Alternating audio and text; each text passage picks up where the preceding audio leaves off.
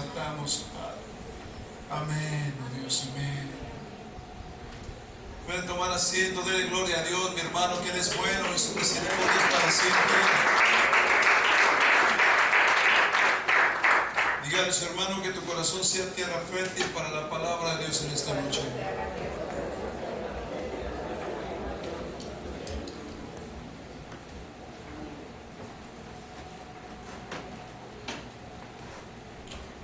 Hace unos días estaba hablando con un hermano de otra congregación. Y este hermano, para mí siempre es una bendición hablar con él, porque él fue de los que me compartió el Evangelio por primera vez. Pero es un hermano que usted lo ve que es siempre muy curioso, y él siempre tiene muchas preguntas y se la pasa preguntándole cosas a Dios. ¿Usted cree que sea malo preguntarle cosas a Dios? ¿Usted cree que sea malo preguntarle cosas a Dios? En el libro de Job, en el capítulo 42, dice: yo te preguntaré y tú me enseñarás. Lo que quiere decir es que es bueno preguntarle cosas a Dios. ¿Qué pregunta le ha hecho usted a Dios? Si pudiera usted decirlo en esta noche, claro. Alguien que me pueda decir: yo le he preguntado esto a Dios. ¿Cuál es tu voluntad en este día? ¿Cuál es tu voluntad en este día? ¿Aquí hay alguien? ¿Alguien más? ¿Por qué qué? ¿Por qué me sucede esto? Hay otra pregunta, claro. ¿Alguien más? ¿A poco de verdad nadie le pregunta cosas a Dios aquí? Mire que tiene usted un Padre que lo sabe todo, lo que quiere decir es que Él puede responder cualquier pregunta. Nadie le pregunta a Dios alguna pregunta que sí le venga: ¿por qué esto, Señor? O ¿por qué esto otro? O esto cómo funciona. ¿Nunca le ha preguntado algo así a su Padre? Le digo una cosa, que después, ya meditando, estaba hablando con otro hermano y me mencionó algo que es una pregunta también que él tenía para sí mismo. Y esta pregunta, yo no sé si a usted le ha venido, pero ponga atención a esta pregunta, y es algo que le digo que en nuestro caminar puede venir esta pregunta. La pregunta es: Señor, ¿iré yo a ser salvo? ¿Cuántos han tenido pues esa curiosidad de decirle: Señor, ¿será que yo me voy a salvar? ¿Será que yo voy a ser salvo? Nadie aquí le ha preguntado eso a Dios: ¿será que yo soy salvo, Señor? ¿Será que yo iré a ser salvo, Señor? ¿Será que, que todo esto, que estoy pasando, esta tribulación, esta tentación, o estas cosas que me están viniendo, Señor, me irán a hacer que me pierda o iré a ser salvo? ¿Nunca le ha preguntado a usted eso a Dios? ¿Nunca he conocido a alguien que dice: la verdad es que yo no sé si estoy seguro de mi salvación? Porque le digo una cosa, esta pregunta yo la he escuchado ya más de 3 veces. La he escuchado muchas veces en todo el tiempo en que Dios me permite hablar con hermanos de otras congregaciones y aún de aquí mismo. El saber de que somos salvos a veces se vuelve una incertidumbre. No sabemos si somos salvos o no lo somos. Y esto es algo, le digo, que siempre genera un pensamiento de duda. Hace unos días, déjenme comentarle, el día miércoles que estaba en servicio de oración, estaba yo en casa y yo tenía una inquietud de hace tiempo atrás de poder contactar a unas personas que yo conocí en Cancún. Como ya lo he comentado en anteriores veces, cuando yo era adolescente, no tendrá mucho, unos 5 o 6 años atrás, yo vivía en Cancún. Y hermano, le digo que cuando yo me fui de mi casa, me fui en rebeldía, y estaba yo por allá, muchacho, solo, y había días que eran días muy complicados y muy difíciles. Y ese día miércoles tuve la oportunidad de hablar a la casa de un amigo que yo tenía allá en Cancún.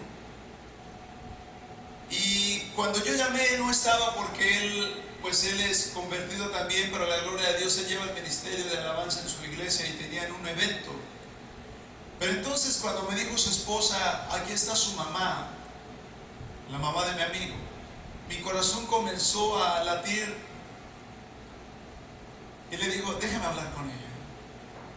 Y cuando me la pasó, hermano, me quebranté y comencé a llorar y la bendije en el nombre de Jesús. ¿Por qué? Porque resulta, hermano, que cuando yo estaba perdido en aquellos tiempos, había días en que no había para comer. Eran las 2 o 3 a veces hasta las 4 de la tarde yo no había comido. Esta señora tenía 6 hijos.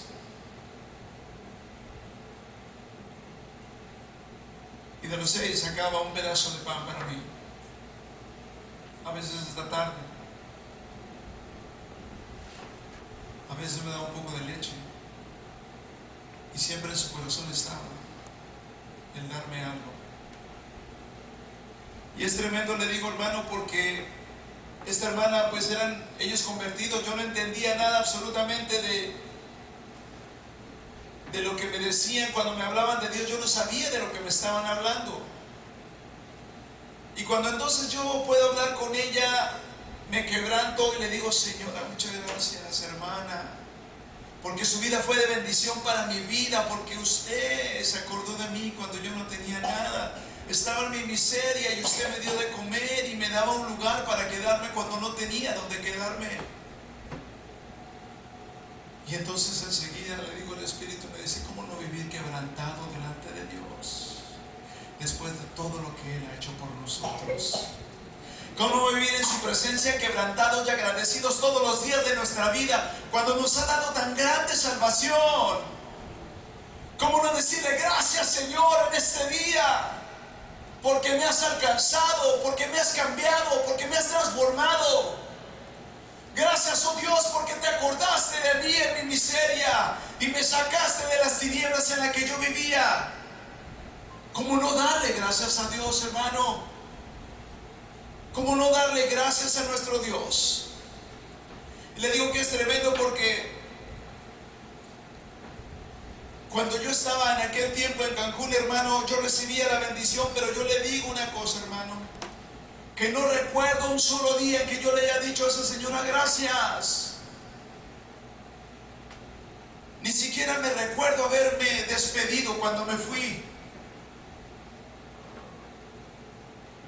Y esto es tremendo, hermano, porque aun cuando comenzó a irme bien en Cancún y comencé a trabajar y a ganar pues bastante dinero en aquel lugar, jamás me acordé de decirle: señora, gracias, aquí está esta despensa, o tiene alguna necesidad, déjeme ayudarle. No lo hice.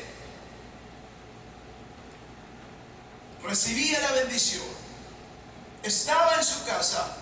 Ella me guardaba a veces de que yo cayera en cosas y me hablaba de Dios. Y con todo y eso no le dije ni siquiera gracias. Hasta que el Espíritu de Dios vino a mi vida. Cuando entonces ya me convertí, el Señor, 10 años después de eso, comenzó entonces 15 años a mostrarme todas las cosas que habían pasado. Y entonces pude bendecir a esa señora y pude orar por ella y pude decirle: Señor, gracias. Porque se da cuenta, hermano, de que hay tantas cosas en nuestra vida que podemos dejarlas así inconclusas, que hemos pasado situaciones y no nos damos cuenta de que hemos pasado por ahí y las dejamos simplemente abiertas. En este caso fue algo que yo no agradecí, una bendición que estaba recibiendo. Pero yo podría acordarme, hermano, de peleas y de pleitos con mis hermanos y mis hermanas, de situaciones con personas ajenas que nunca terminé y que siempre dejé inconclusas. Y yo le digo que eso es tremendo. ¿Por qué? Porque si se da usted cuenta, el dejarnos en nosotros las cosas a veces incompletas o no terminadas es una costumbre muy humana. Yo no sé si a usted puede recordar ahora de algún proyecto, que haya tenido, algo que dijo: yo voy a hacer esto, y nunca lo terminó. La escuela, algún programa, aún el ejercicio, lo que decía mi pastor, lo que son los propósitos de fin de año, que quiere eso y usted comienza y al final de año se termina. Y dejamos las cosas inconclusas. Nos acostumbramos a dejar las cosas a la mitad. Y es tremendo, le digo, ¿por qué? Porque son situaciones que nunca se terminaron de cerrar. Bendito sea Dios que cuando venimos a sus pies Él restaura y Él hace todas las cosas nuevas. Pero le digo una cosa, que estas son situaciones que están en nuestra vida. Y muchas veces le digo, nosotros pensamos que Dios es igual que nosotros. Pensamos que es un Dios el que deja las cosas también a la mitad. un Dios que no termina las cosas. Por eso es que vienen esas preguntas de que, ¿seré salvo, Señor? ¿Será que yo me voy a salvar? ¿Será que yo me voy a perder? Porque pensamos que Dios es alguien que deja las cosas a la mitad como nosotros. Lo adaptamos a Dios a nuestro pensamiento y creemos de que Él es de la misma manera como somos nosotros. Mira lo que dice en el libro de Isaías, en el capítulo 55, por favor. Cuando ya lo tengan, digan gloria a Dios.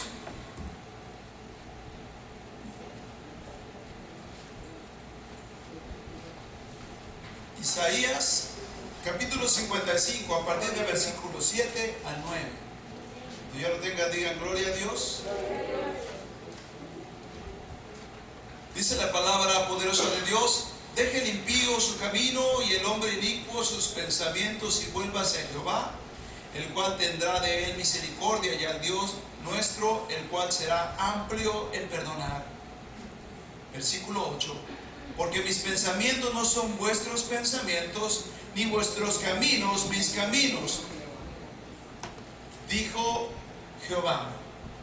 Como son más altos los cielos que la tierra, así son mis caminos más altos que vuestros caminos, y mis pensamientos más que vuestros pensamientos.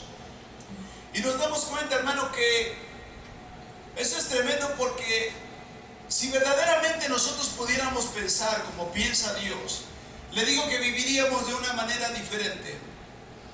Pero porque sus pensamientos no son sus pensamientos, Él dice: así como está la tierra alejada de los cielos, así es el pensamiento de ustedes comparado con el mío. Lo que quiere decir, hermanos, de que muchas veces nos encontramos pensando como piensan aquí en la tierra, mi hermano, porque los pensamientos del cielo están muy alejados de nosotros. Y hay algo que le digo que sin duda, y con temor se lo digo, de las partes más difíciles en las cuales Dios trabaja en nuestras vidas es el pensamiento. Porque estamos acostumbrados y habituados a pensar de la manera en que pensábamos antes. Realmente le digo que el poder quebrantar eso, yo le digo una cosa, que para Dios no hay nada imposible ni difícil. Dios pudiera simplemente hacer esto y todos pensaríamos igual. Pero el Señor jamás violenta nuestra personalidad, sino a través de las muestras poderosas que hay a través de su presencia en nosotros, es que va transformando día a día nuestro pensamiento. Para Él cambiarnos de pensar, de manera de pensar, sería así de sencillo. Sin embargo, no lo hace. No violenta nuestra personalidad, sino Él la va transformando a través de su presencia en nuestras vidas. Mira lo que dice el libro de Efesios en el capítulo 4.